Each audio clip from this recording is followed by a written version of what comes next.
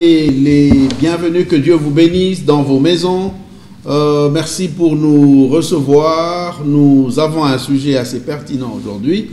Nous avons pour invité le pasteur Nathan Dior. Nous nous retrouvons tout de suite dans une note de plus.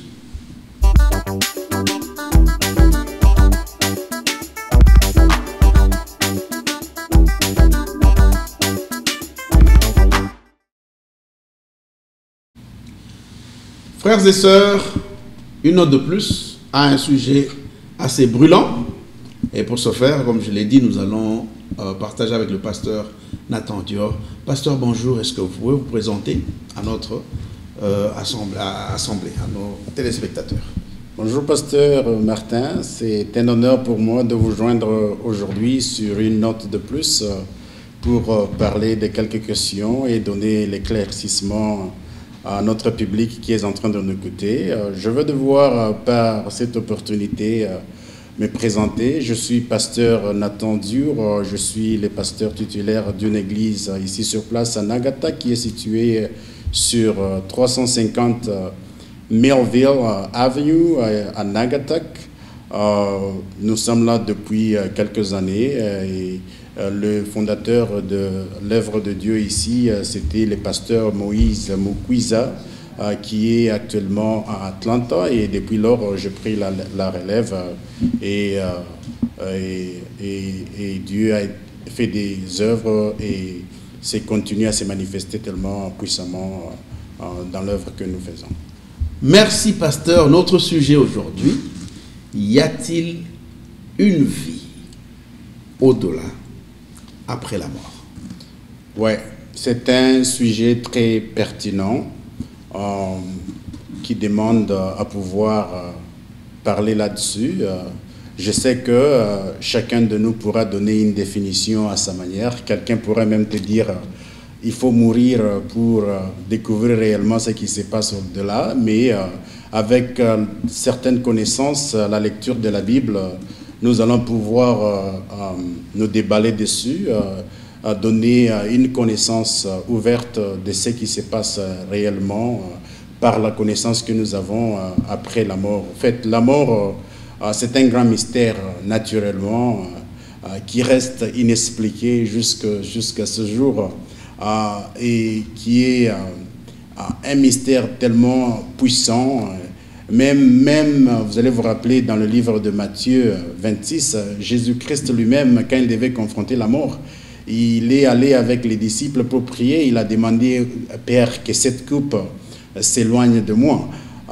Non seulement il a fait une fois, deux fois, mais la Bible dit par 3 fois, il a prié la même prière. Si cette coupe pouvait s'éloigner de lui. C'est ainsi que dans la compréhension de la mort, ce n'est pas quelque chose qu'on peut appréhender avec beaucoup trop de facilité. Alors, dans la suite, nous allons pouvoir donner beaucoup plus de détails. Merci, pasteur. L'homme créé à l'image de Dieu, Oui. pour naître, Oui. pour mourir à la fin, est-ce que valait-il la peine qu'on crée l'homme? Je peux peut-être vous surprendre de la réponse que je peux donner à cette question. Fallait-il vraiment, était-il nécessaire de pouvoir créer l'homme? Vous voyez, quand Dieu s'est révélé à Abraham dans le livre d'Exode 3, 14, dans le buisson ardent, Moïse, il a hésité à l'ordre que le Seigneur lui a donné parce qu'il estimait qu'il ne pouvait pas parler, parce qu'il avait l'insuffisance du langage et consort et tout ça. Mais enfin, quand il s'est remis à Dieu et prêt à pouvoir accomplir la mission que Dieu lui devait confier, d'aller libérer les enfants d'Israël, il a dit au Seigneur, s'il me demandait qui m'a envoyé, que leur dirais-je? Dieu lui dit, dis-leur que je suis m'a envoyé. J'ai expliqué en longueur à cet aspect parce que le fait que le Seigneur dit, je suis m'a envoyé, ça montre l'existence éternelle de Dieu. C'est-à-dire, va leur dire que le présent m'a envoyé. C'est-à-dire que Dieu reste présent. C'est-à-dire, la création ou pas, ça ne devait rien changer à l'existence éternelle de notre Dieu. C'est-à-dire, Dieu nous créait ou pas nous créait, ça ne changerait rien à son existence. C'est ainsi qu'il dit, va leur dire que je suis m'a envoyé. C'est-à-dire, ce que l'on peut dire aussi en anglais comme present tense continuous. C'est-à-dire, Dieu est continuel. Il est là, sa présence est illimitée. Alors, la création de l'homme a été faite pour le plaisir de l'homme, pour le plaisir plutôt de Dieu. C'est-à-dire, Dieu nous a créés pour que nous puissions lui rendre gloire, pour que nous puissions le glorifier. Voilà, en fait, notre apport à l'existence, pour la gloire de Dieu, parce que la Bible dit, ce qui a été créé a été fait parfaite à l'image de l'Éternel. Donc, ça vaut la peine ça vaut la peine que nous soyons là et pour servir à la gloire de Dieu. Amen. Pasteur, selon la Bible, quand nous lisons les Écritures, on nous dit que Adam, le premier homme, a vécu dans le jardin. Il vivait dans le jardin d'Éden. Il y avait là 2 arbres. Ouais. Et des arbres particuliers. La Bible dit l'arbre de la connaissance du bien. Ouais. Et ensuite, la connaissance du bien et du mal. Ouais. Et ensuite, l'arbre de la vie. Ouais. Nous remarquons qu'avant la chute, Dieu ne donne pas d'ordre spécifique concernant l'arbre de la vie, mais par ailleurs, c'est après la chute, après que le premier couple soit expulsé du jardin d'Éden, c'est là où Dieu dit « empêchons-le ». De toucher. Ouais. Pourquoi? Quelle en était la raison, d'après vous? En fait, la Bible ne donne pas une réponse spécifique pour le fait que Dieu, après avoir constaté, il a dit ne permet pas à l'homme de toucher à l'arbre de la vie.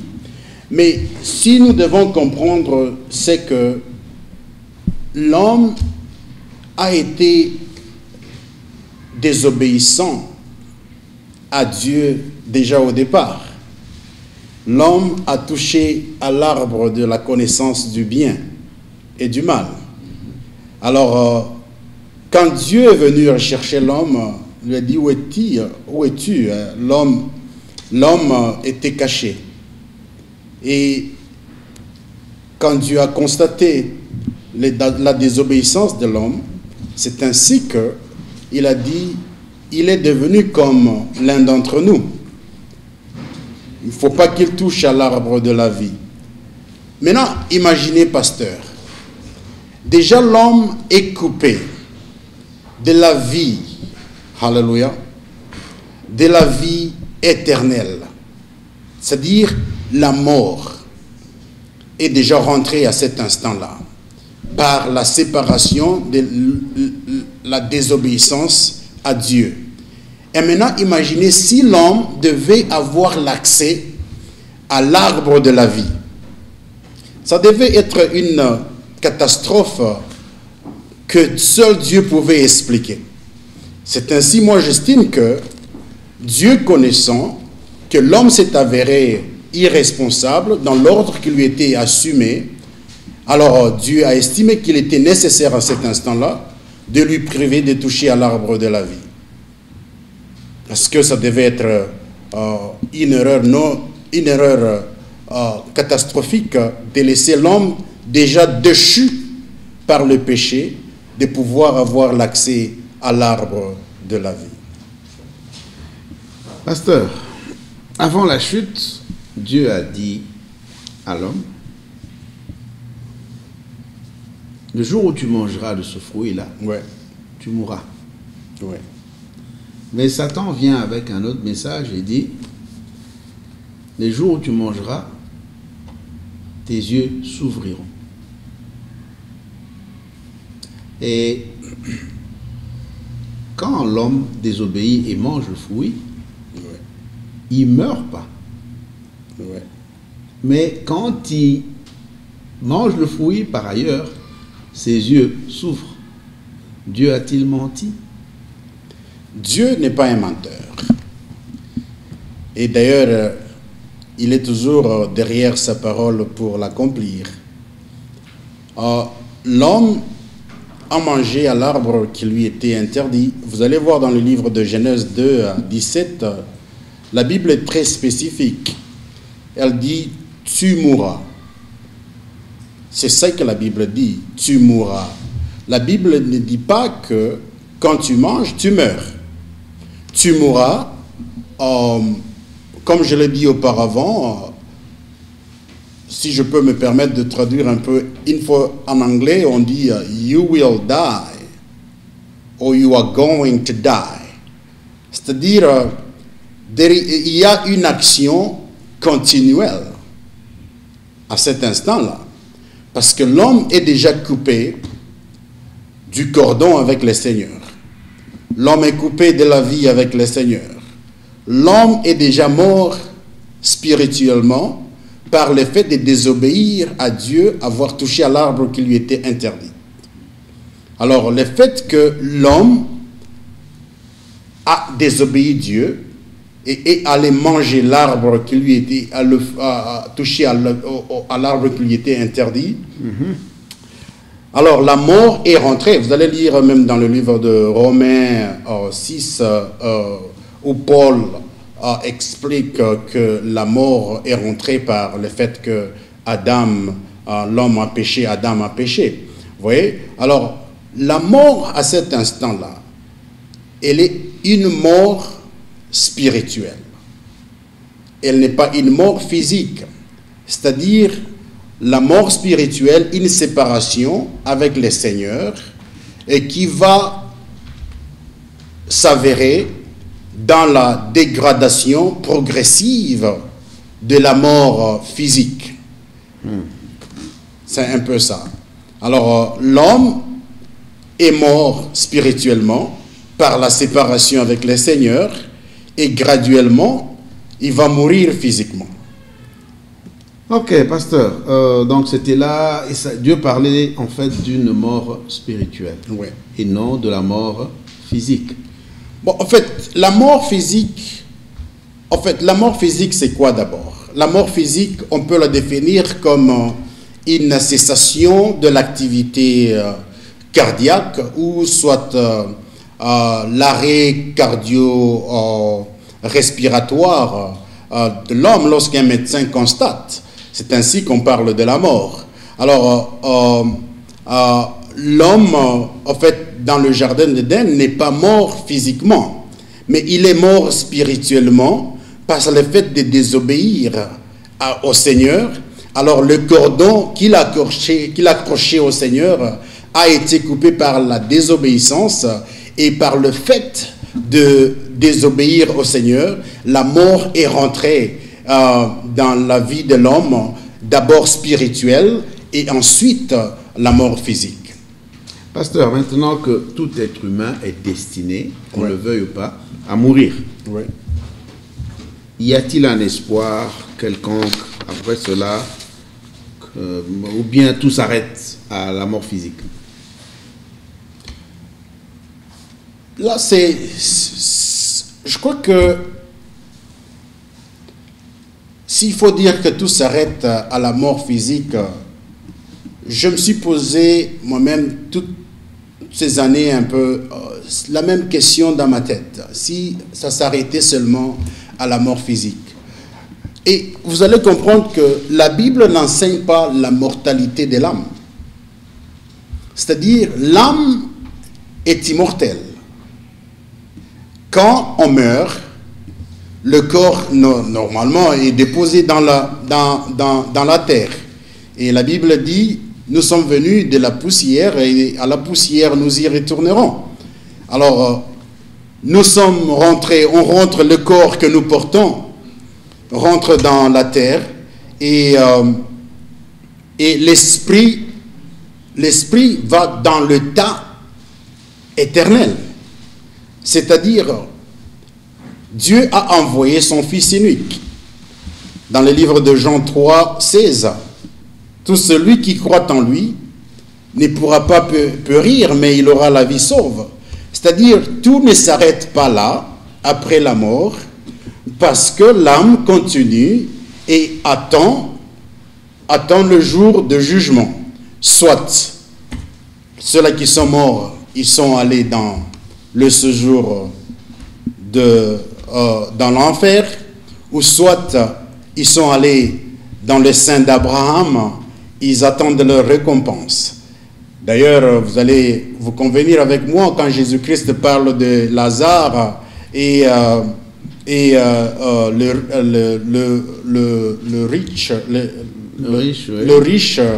riche homme.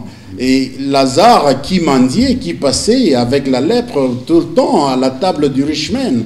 Et le riche, quand il est décédé, il est allé en enfer. Et Lazare était dans le sein d'Abraham. Et le riche voulait demander à Abraham, dit à Lazare de pouvoir me donner une goutte d'eau. Et Abraham qui dit, il n'y a pas de connexion entre nous deux. Mais il dit, envoie quelqu'un sur terre pour dire à mes frères qui sont restés là de pouvoir arranger leur vie de manière qu'ils ne subissent pas de même sort que moi. Vous voyez, c'est qui prouve qu'il y a une activité après. Pasteur. Ouais. Comment ça se passe? Où les gens vont? Où est-ce qu'ils vont après la mort? Vous avez une idée?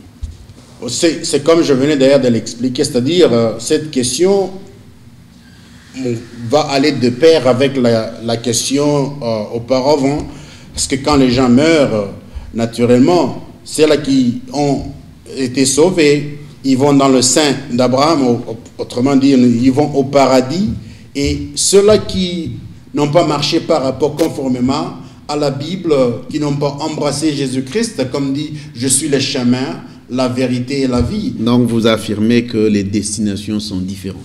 Oui, j'affirme que les destinations sont différentes. J'affirme que les destinations sont différentes et il y a... Alors, qu'est-ce qui fait qui détermine la différence de ces destinations? Bon, c'est le choix. C'est le choix. Et nous vivons ici aux États-Unis, par exemple. C'est un exemple terre à terre que je vais donner. Nous avons un choix à pouvoir émettre. Soit vous êtes républicain, soit vous êtes démocrate. Ah bon, ok, républicain. Qui va aller en enfer? Entre les... Reste à savoir, là je ne serai pas déterminé. Je ne détermine pas qui va en enfer, je ne détermine pas, chacun fait son choix. Alors, le choix que tout un chacun fait, c'est le choix qui va déterminer votre destination. Alors Dieu nous dit, d'ailleurs la Bible nous dit de choisir le droit chemin ou le chemin qui mène vers la perdition. Voilà, je suis le chemin et la vérité, et si tu acceptes ce chemin, tu auras la vie sauve. Voilà, c'est-à-dire qu'il y a deux parcours différents. Alors, soit vous êtes dans le parcours avec le Seigneur, ou soit vous êtes dans le parcours avec les diables. Et la destination est bien entendu l'enfer. Et quand on est dans l'enfer, c'est-à-dire c'est dans la souffrance énorme où on attend le jugement. Voilà encore une autre matière. Mais pasteur, ouais. Comment pouvez-vous exhorter nos téléspectateurs, les encourager à faire un choix judicieux qui déterminerait où ils vont passer l'éternité? Oui, en fait, encourager les téléspectateurs à pouvoir faire un choix, c'est un point très nécessaire parce que le choix est très capital.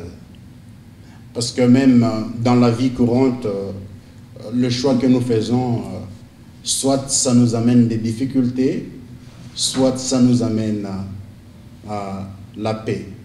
Vous voyez, même quand nous faisons des choix sans délibération, sans jugement, au préalable, ça nous cause du tort par moment. Vous voyez, sans pour autant délibérer, vous vous dites, voilà, moi je vais peut-être aller dans une telle université, ou sans pour autant connaître la matière qui y sont données et tout ça. Ce sont des choix de la vie qui déterminent votre futur. Mais quand nous faisons un choix ici, avec le Seigneur, c'est un choix qui nous amène vers le Seigneur. C'est-à-dire, chacun de nous... Dites-le clairement, quel est le choix qu'il faut faire? Le choix qu'il faut faire, c'est d'embrasser notre Seigneur. Il est mort à la croix, les bras ouverts. Alléluia. Les bras ouverts pour dire, il est là pour recevoir tout celui qui va venir vers lui, tout celui qui accepterait de l'embrasser. Alors, quand nous faisons ce choix, comme je l'ai dit dans le livre de Jean 3, 16, je suis le chemin, la vérité. Alors, quand il est le chemin, c'est-à-dire c'est le seul chemin par lequel il faut parcourir. Parce que quand il faut, par exemple, qu'on se le dise, si vous sortez d'ici à Bridgeport pour aller à New York, vous devez naturellement emprunter 95. Mais s'il n'existait pas d'autre chemin, qu'on se le donne pour un cas, vous ne pouvez pas accéder à New York. Alors notre Seigneur, c'est pratiquement... Qu'est-ce que vous dites de ce que les gens pensent? Tout chemin mène à Rome. Qu'est-ce que vous dites de ça? Bon, c'est une expression. C'est une expression pour dire qu'on peut arriver à Rome par tout le chemin. Je me demande si ça peut s'appliquer quand il s'agit de notre Dieu. Alors, vous ne pouvez pas dire le chemin du diable peut vous amener à Dieu. Non, pas du tout. Soit vous êtes dans le Seigneur, soit vous n'êtes pas dans le Seigneur. Vous ne pouvez pas avoir un pied dedans ou un pied dehors. Soit vous avez tous les pieds dans le Seigneur, soit vous n'avez pas tous les pieds dans le Seigneur. Vous voyez? Alors, l'exhortation que je vais donner à tous nos téléspectateurs qui nous suivent à cet instant, c'est pouvoir orienter leur vie vers le Seigneur. C'est de pouvoir se démarquer de choses qui les éloignent de plus en plus de la présence du Seigneur. C'est de pouvoir avoir une vie de prière, une vie de sanctification qui nous ramène à notre Seigneur. Voilà, c'est ça le choix que nous devons faire de manière que le jour final de notre vie, que nous ne puissions pas nous retrouver comme l'homme riche qui demandait une goutte d'eau, mais que nous puissions nous retrouver dans le sein de Dieu, dans le sein d'Abraham, afin que nous puissions recevoir notre devoir ou notre, si je peux me le permettre, gain de pouvoir servir le Seigneur. Donc, un seul choix possible, il n'y en a pas deux, c'est choisir Jésus. Définitivement. Alors, qu'est-ce que vous dites pour la fin, comme mot de la fin? Qu'est-ce que vous dites à toutes ces croyances qui circulent et qui adorent, entre guillemets, d'autres dieux? Ouais. Il n'y a pas de chance possible pour eux. En fait,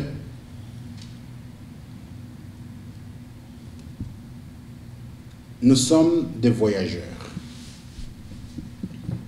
C'est comme Israël sur son chemin de la sortie d'Égypte vers l'entrée du Canaan.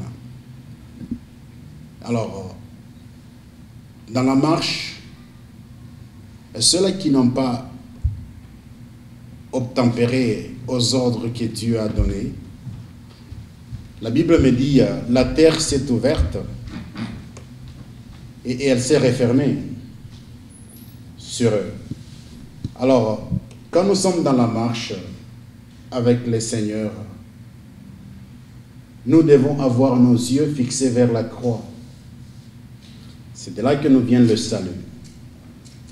Alors, ceux-là qui tournent tout autour, qui ont difficile à faire le choix, comme monde de la fin, je veux dire,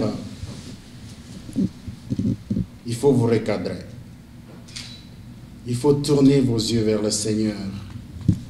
Parce que la Bible dit dans le livre de Psaume 23, l'Éternel est mon berger, et je ne manquerai de rien. Et il me fait brouter dans le vert pâturage. Et quelque part, quand vous descendez, il dit, lorsque je marche dans la vallée de l'ombre de la mort, je ne craindrai absolument rien, parce que la houlette et les bâtons du Seigneur est là pour me réconforter. Alors, le monde est tellement vicieux, le monde dans lequel nous vivons est tellement hautain. Alors, pour s'en sortir, il faut le bâton et la houlette du Seigneur pour que nous puissions marcher. Et quand vous lisez dans le livre d'Ésaïe, la Bible nous dit, regardez comment le ténèbre couvre le monde et les ténèbres épais est sur le peuple de Dieu. Mais réjouis-toi, car ton temps arrive. Alors, tous ceux-là qui se donneront au Seigneur, tous ceux-là qui changeront, qui vont se recadrer, je pense que les seigneurs ne les abandonneront jamais. Le Seigneur ne pourra jamais les délaisser. Le Seigneur ne t'abandonnera jamais. Toi qui es en train de me suivre à cet instant, toi qui es en train d'écouter à cette émission à cet instant, si tu recadres ta vie, si tu donnes ta vie au Seigneur, je crois que le passé que tu as pu faire, le Seigneur pourra les effacer et que tu vas commencer une nouvelle vie avec le Seigneur et que l'orientation de ta vie dorénavant ne dépendra plus de toi, mais par contre dépendra avec le Seigneur. Voilà. Merci beaucoup. Merci vraiment, pasteur. Heureux de vous accueillir. Le sujet reste ouvert. Il est vaste. Nous vous contacterons pour creuser encore davantage. Et de ce fait, nous sommes presque à la fin de notre émission d'aujourd'hui. Alors, pasteur, une petite question. Oui. La vie, c'est celle qui est présente ou bien la vie, c'est celle qui est future? La vie, c'est celle qui est présente ou la vie, c'est celle qui est future? En fait, c'est une question. Non, je vois la vraie vie. La vraie vie?